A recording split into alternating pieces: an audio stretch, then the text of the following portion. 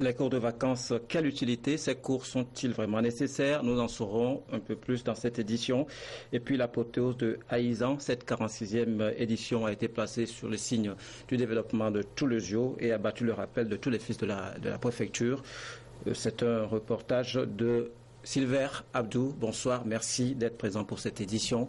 C'est une certaine rupture dans la détente qu'observent les élèves pendant ces périodes de vacances. Certains parents y sont favorables, d'autres s'y opposent. Pour eux, il faut que les enfants profitent à fond des vacances. Les cours de vacances sont repris dans plusieurs établissements scolaires. Pour les enseignants, il s'agit d'une remise à niveau. Ailleurs, c'est des cours spécialisés, anglais, informatique, multimédia. Les cours de vacances sont-ils vraiment nécessaires? Quelle est leur utilité? Permet-il vraiment d'aguerrir les apprenants avant la reprise des classes? Silver Abdou a posé ces questions à des spécialistes en éducation. Ce n'est pas encore le début de l'année académique, mais plutôt des cours de vacances pour un exercice d'adaptation et de remise à niveau. Le programme en lui-même concerne essentiellement des matières spécifiques dans l'optique de ne pas surcharger les enfants durant cette période de vacances. Nous avons réduit d'abord les heures de travail. Au lieu de 7 heures, nous faisons 4 heures. Donc, juste pour leur permettre de se reposer 3 heures dans la journée. Puisque habituellement, au cours de l'année, nous faisons 7 heures de cours. Donc, mais là, nous avons choisi 4 heures de cours. Avec toujours une pause. Chaque jour, ils font toutes les matières. Ça leur permet aussi de ne pas être seulement en contact d'une seule matière. Et vous savez, les 6e, quand eux, ils rentrent, ils veulent parler l'anglais.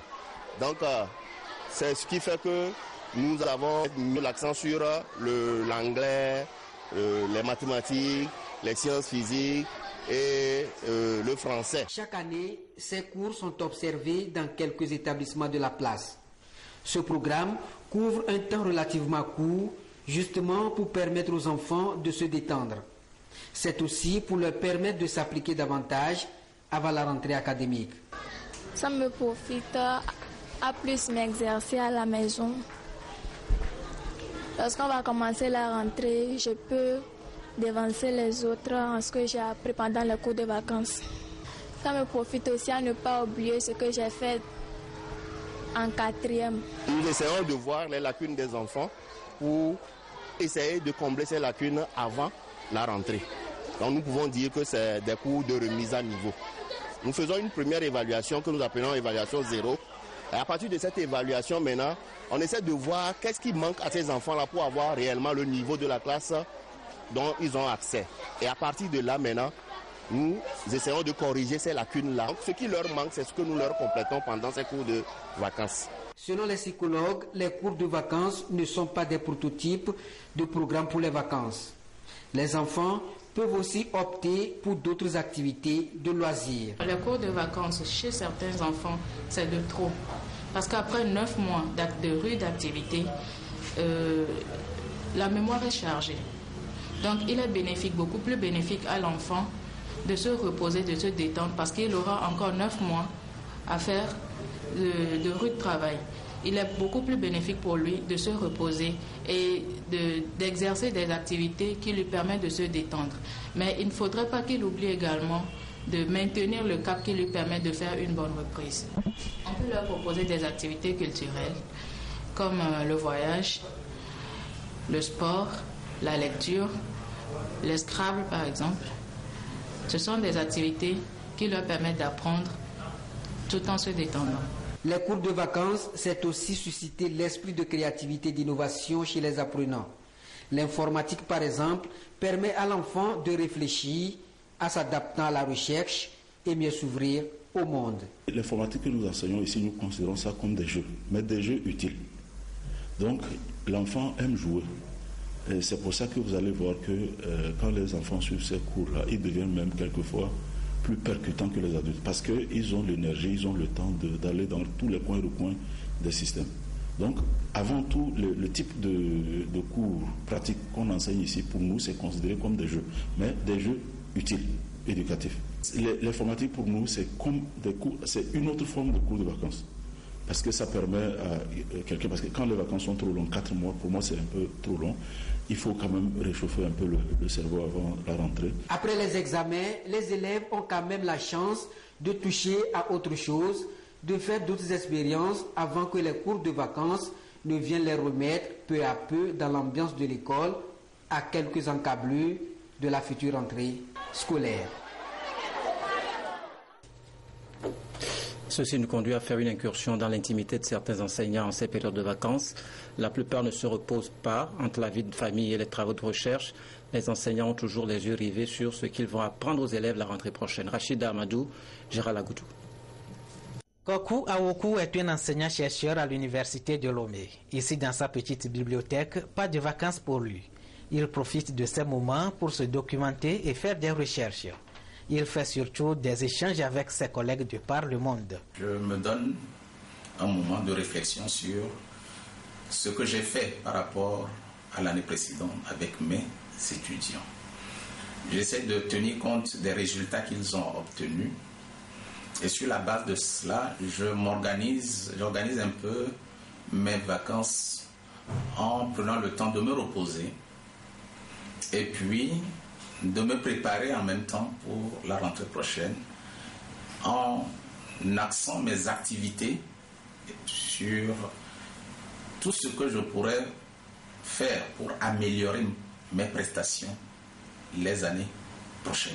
Durant cette période de répit, d'autres enseignants, quant à eux, font des cours de vacances pour une remise à niveau des élèves. Participer aux cours de vacances, ça nous permet d'aider ces élèves-là qui avaient des difficultés au cours de l'année et on les aide à mettre à jour leurs cours pour l'année suivante. Quand on est enseignant, il ne faut pas oublier que l'une des préoccupations, c'est d'être continuellement en formation.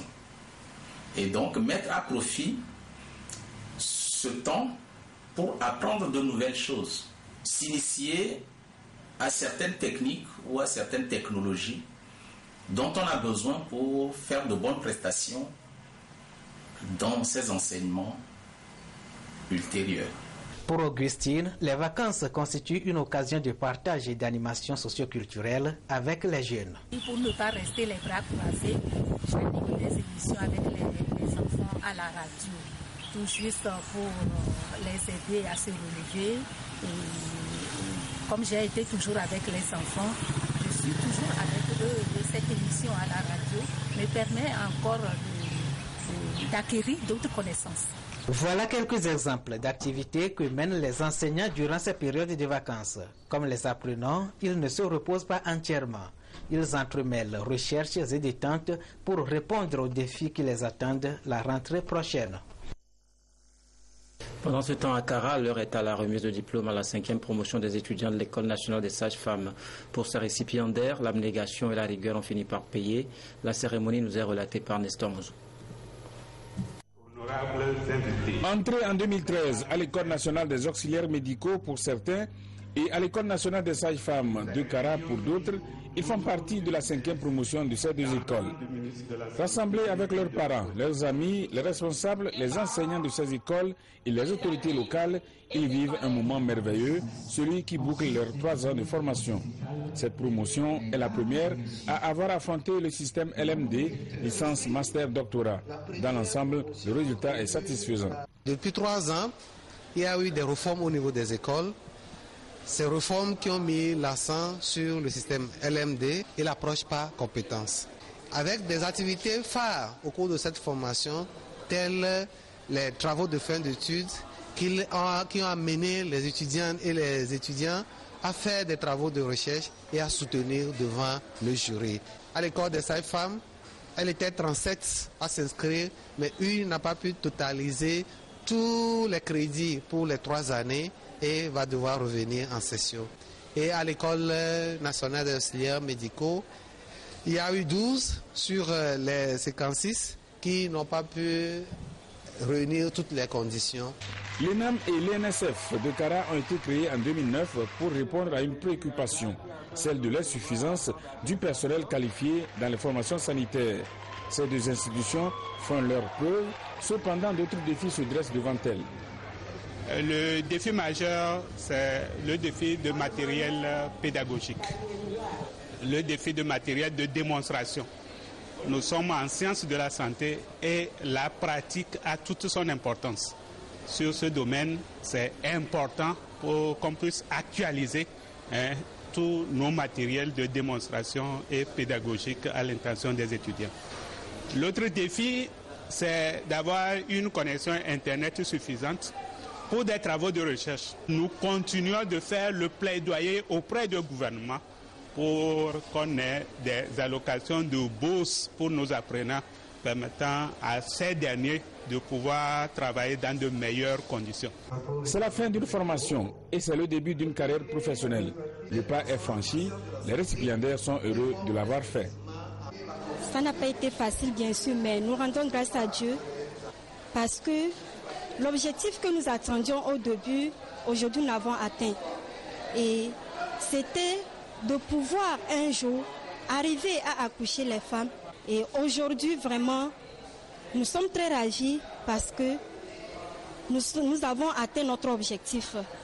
Nantis de leur diplôme, il leur reste à chercher des opportunités pour se mettre au service de la population. Avant d'aller exercer leur métier d'infirmier ou de sage-femme, ils ont reçu des conseils des autorités qui les ont appelés à une conscience professionnelle sans borne et sans esprit mercantile afin de sauver des vies. L'État ne peut pas absorber tous les jeunes demandeurs d'emploi, raison pour laquelle il encourage et appuie ces jeunes dans l'entrepreneuriat. Et justement, la foire Adiafi est un créneau pour permettre aux jeunes qui ont déjà monté des affaires de s'illustrer et de tisser des partenariats. L'initiative est à sa 5e édition. Elle débute le 26 août et est élargie à l'espace UEMOA. Antoinette Romain-Vovor. Lentement mais sûrement, la foire Adiafi, la foire des jeunes entrepreneurs, prend de l'élan.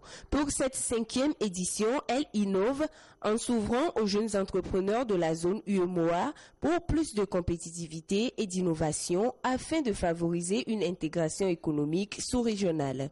La foire Adiafi se veut un espace d'échange et de partage entre les jeunes entrepreneurs de tous les secteurs d'activité.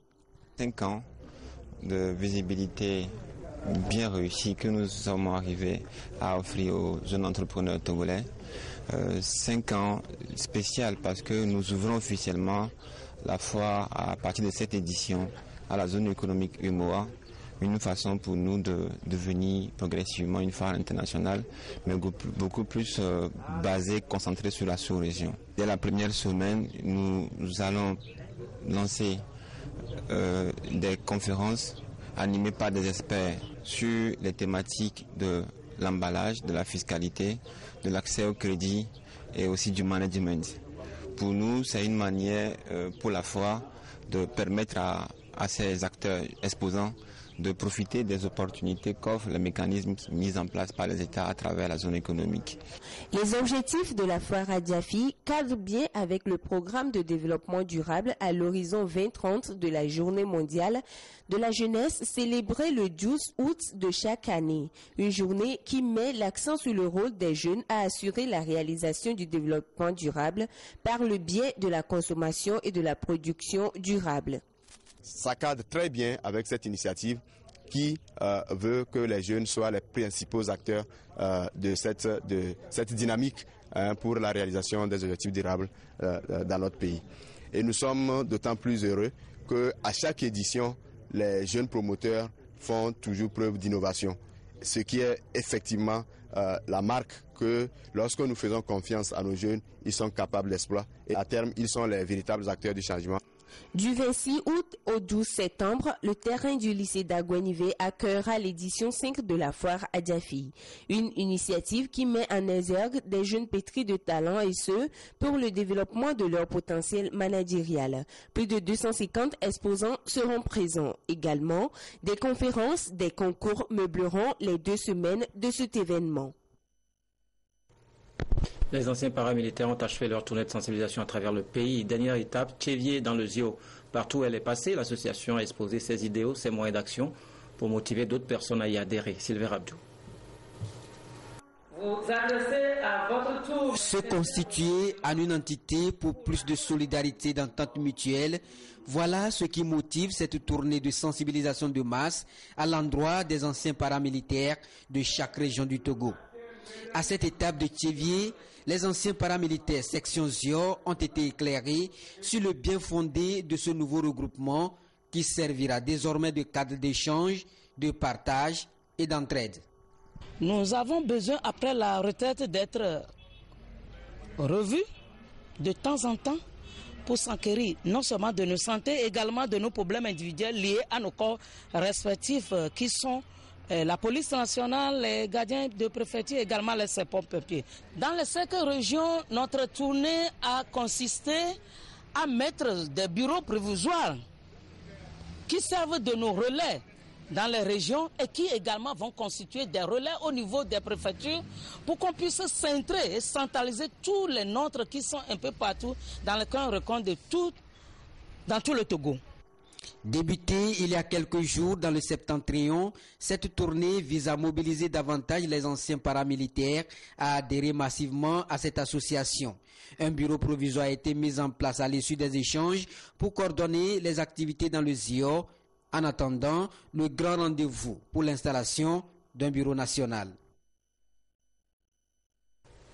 La direction de la formation civique multiplie les rencontres avec les différentes couches socio-professionnelles du pays.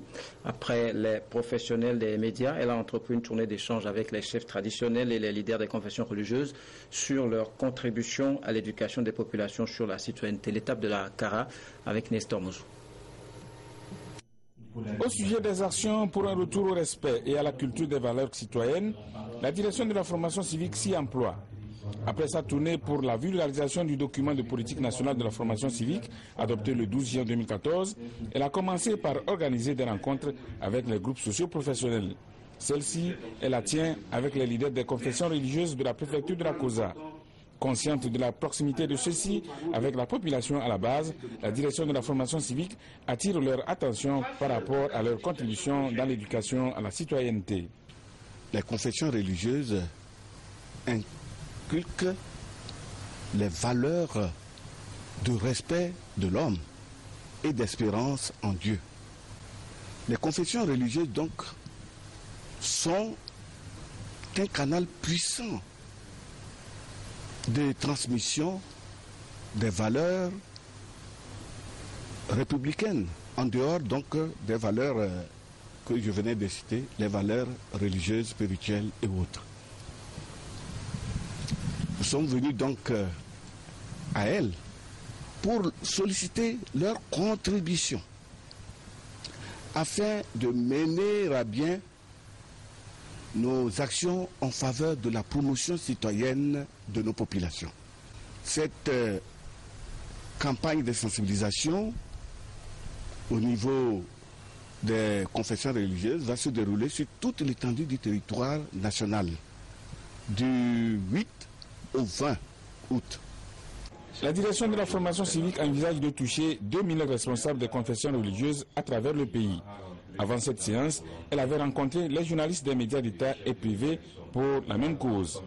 Des rencontres sont aussi prévues avec les forces de l'ordre et de sécurité. Une délégation du ministère de l'Action sociale était cette semaine à Tchamba, dans la région centrale, composée des agents de l'Agence de solidarité nationale. Cette équipe est allée remettre des kits de vivres et de non-vivres aux victimes des violentes tornades de mars dernier. La marque Bojuna. L'opération d'assistance aux sinistrés des catastrophes dans les préfectures se poursuit à travers le pays. Avec cette étape de Tchamba, l'Agence de solidarité nationale du ministère de l'Action sociale a fait le déplacement avec des kits de vivres et non-vivres afin d'apporter le soutien du gouvernement aux victimes des violentes tornades qui ont secoué les villages de Kamboli, Alibi 2 et Afoulé. Vraiment, cette tornade, ce jour, ça a été vraiment pitoyable parce que des milliers de maisons, selon les recensements de toute la préfecture, n'a pas été supportable. Ça a vraiment menacé les populations. Les toits sont décoiffés, les murs tombés et vraiment, ça a beaucoup gâté dans nos maisons. Mais avec l'aide de l'action sociale, nous avons eu à remonter l'information au niveau du gouvernement et aujourd'hui, nous sommes très contents de ce que le chef de l'État a pensé nous faire. Nous sommes à la seconde phase de l'opération d'assistance aux sinistrés des catastrophes survenues de janvier à août. Nous avons commencé la tournée avec la préfecture de Tchamba qui a connu une situation de tornade où 92 ménages soit 275 pièces ont été décoiffées dans la préfecture. Donc il fallait que nous apportions le kit afin de soutenir ces ménages-là qui sont rendus vulnérables par le fait de ces catastrophes. On retourne dans le ZIO pour l'apothéose d'Aïzan, fête du haricot. Cette 46e édition a été une véritable apothéose des chants et danses qui illustrent l'identité du peuple évé du ZIO dans un esprit de solidarité avec toute la diaspora évée. Sylvain Rabdou.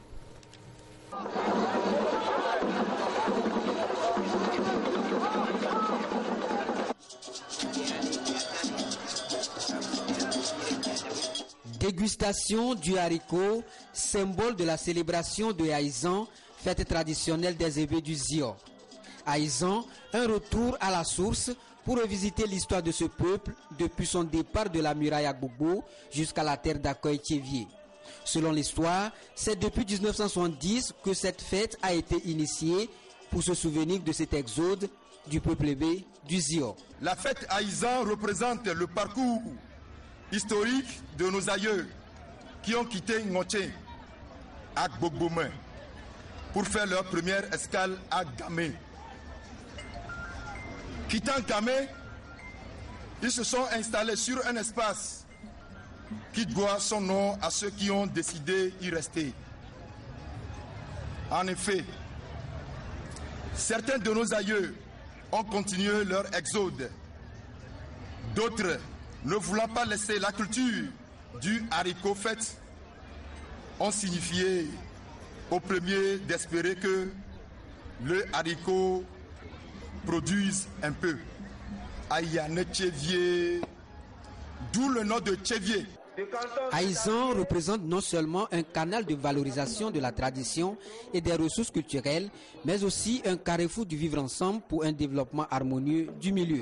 Cette 46e édition, nous la plaçons sous le signe de retrouvailles la paix.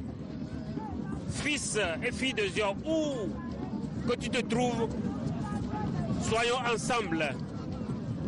Évitons la division, la haine. Promouvons la fraternité et la paix pour le développement de notre chère préfecture. La mobilisation des fils et filles de Zio montre leur attachement à la culture.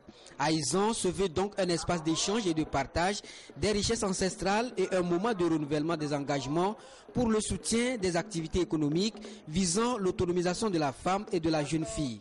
Au-delà de cet aspect culturel, Aïzan est aussi une fête de prémices et de remerciements aux mains des ancêtres pour l'abondance des récoltes. Il y a 46 ans, le peuple du Zio s'est donné une tradition, celle de réunir en retrouvailles chaque année, entre fils et filles du terroir, autour du haricot, pour célébrer et renouveler la fraternité et la solidarité que nos ancêtres nous ont léguées en héritage. Nous voici rassemblés pour célébrer encore Aïzan. Et vous avez choisi de nous réunir autour d'un thème très expressif et porteur d'un idéal d'union. Aïzan, ou le vivre ensemble pour le développement de notre préfecture. La fête traditionnelle Aïzan rassemble chaque année 16 cantons de la préfecture de Zio, moment ultime où chaque peuple expose son savoir-faire à travers diverses prestations ancrées dans la tradition.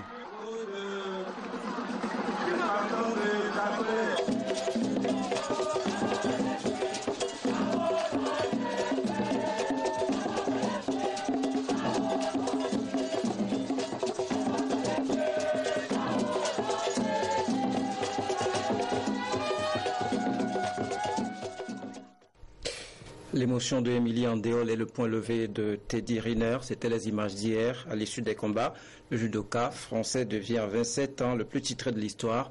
Il avait promis qu'il allait gagner et il a tenu parole. C'était l'immense favori, il a tenu son rang devant les siens. Sa compagne fond en larmes. Le double champion olympique porte en triomphe son entraîneur, symbole de son immense émotion.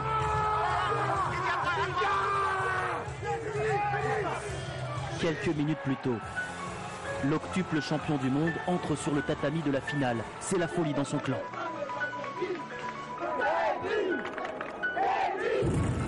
Il affronte pour l'or le japonais Arasawa. Dans les tribunes, sa mère et son père multiplient les encouragements.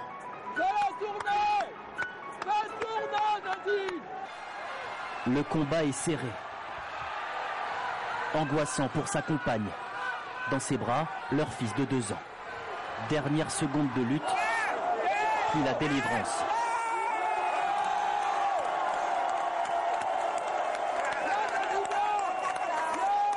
Tout juste sacré, le Français est conspué par une partie du public brésilien qui lui reproche d'avoir éliminé plus tôt un judoka carioca. Riner réagit avec ce geste. Le colosse français de 140 kilos partage ensuite son bonheur avec ses proches.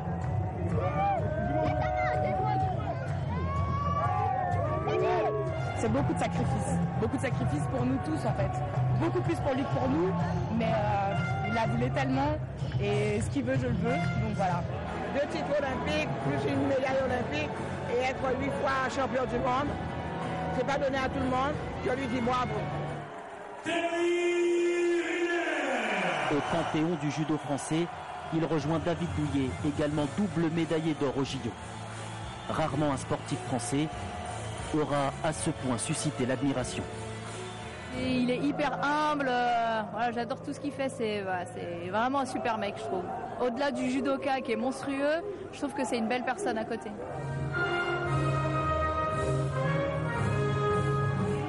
Plus que jamais, Teddy Riner incarne la victoire, une légende vivante. Au Togo, la marque Woodin lance une nouvelle collection de prêt-à-porter. Ces modèles en stock limité sont le fruit de la combinaison de divers motifs de la marque. Cette collection dénommée Fusion est destinée aux jeunes et au 3e âge. Elle est accessible à toutes les bourses. Lucas Esther Laclé.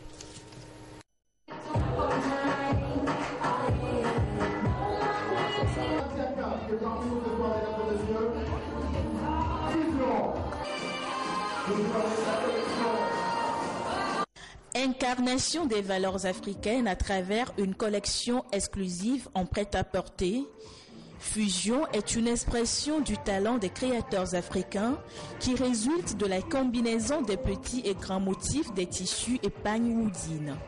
Cette collection, créée en édition limitée dans les meilleurs ateliers du Togo et d'Afrique, porte des motifs issus du patrimoine africain, redessinés dans un mélange harmonieux aux couleurs africaines, ce qui ne laisse pas indifférents les mordus de la mode.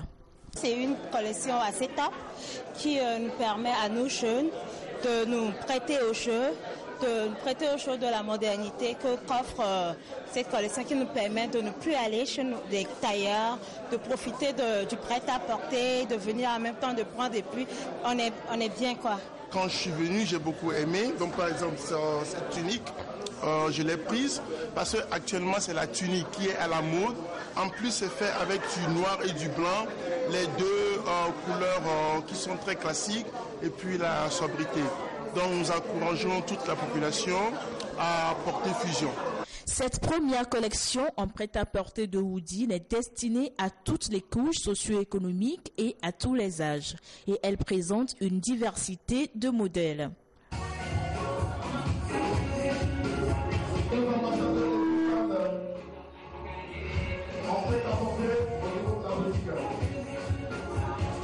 C'est le prêt-à-porter Woodin qui habille et les filles et les garçons. Vous avez des chemises et vous avez tous les types de vêtements femmes. Si vous voulez vous habiller en Fusion, venez à la boutique Woodin, achetez Fusion, vous allez repartir avec un cadeau et vous avez pour toutes les tailles. Alors la collection Fusion est présente dans tous les pays où Woodin est représenté, donc aussi bien au Togo, au Bénin, en Côte d'Ivoire, au Congo, également au Nigeria. Et on peut porter Woodin au bureau mais également à la plage. Vous voyez, Barabas est très élégamment habillé, il est jeune, il est dynamique. Donc venez nous voir, papa, maman, fils, fille, venez nous voir. Les meilleurs adeptes des tenues, tissus et pagnes Woodin ont été récompensés par des prix spéciaux. À tout moment, Woodin innove, crée et puise dans l'africanité pour répondre aux exigences de sa clientèle. La nouvelle collection prêt-à-porter de Woodin se trouve dans les boutiques de la marque pour toutes les bourses.